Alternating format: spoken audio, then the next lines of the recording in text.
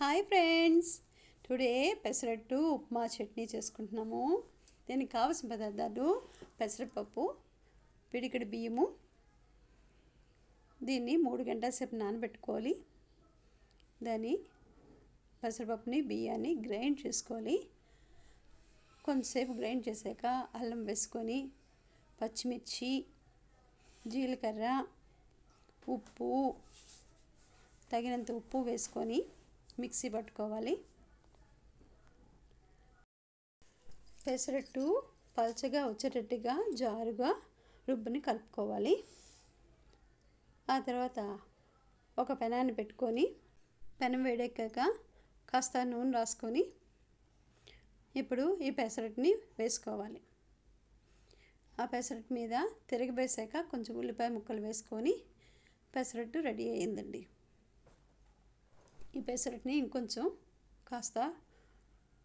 కొంచెం బాగా కాల్చుకుంటే చాలా చక్కగా వస్తుంది. ఇంకా తిరిగి వేయచ్చు. రెండో పెసరట్టు ఇది, ఉల్లిపాయ కలిపిన పెసరట్టు. ఇప్పుడు ఉప్మాకి రెడీ చేసుకుంటున్నాం. ఒక గిన్నె తీసుకొని ఆ గిన్నెలో కాస్త నూనె వేసుకొని దాంట్లో 4 పల్లీలు వేసుకుంటాము. దాంట్లో మినపప్పు, శనగపప్పు,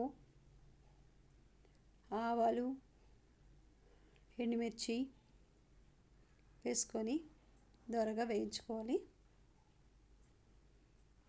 ఈ దోరగా వేయించుకున్న తర్వాత దానిలో కాస్త ఉల్లిపాయ, పచ్చిమిర్చి ముక్కలు వేసుకుంటాము. వేసుకొని వేయించుకున్నాక కొంచెం కరివేపాకు వేసి వేయించుకుంటాము. దానికి తగ్గ నీళ్ళు వేసుకొని కావాల్సినంత ఉప్పు వేసుకోవాలి. దాంట్లో చిన్న పసుపు వేసుకుంటే మంచి కలర్ వస్తుంది ఉప్మా. బాగా ఉడికాక నీళ్లు మరిగినప్పుడు ఈ ఉప్మా రవ్వని వేసుకోవాలి. ఇప్పుడు ఉప్మా రెడీ అయిపోయింది. దాంట్లో కొంచెం నెయ్యి వేసుకొని 4 వైపులా కలిపితే చాలా రుచిగా ఉంటుంది. ఇప్పుడు ఉప్మా పెసరట్టు రెడీ అయిపోయిందండి. ఇప్పుడు చట్నీ చేసుకుంటాము.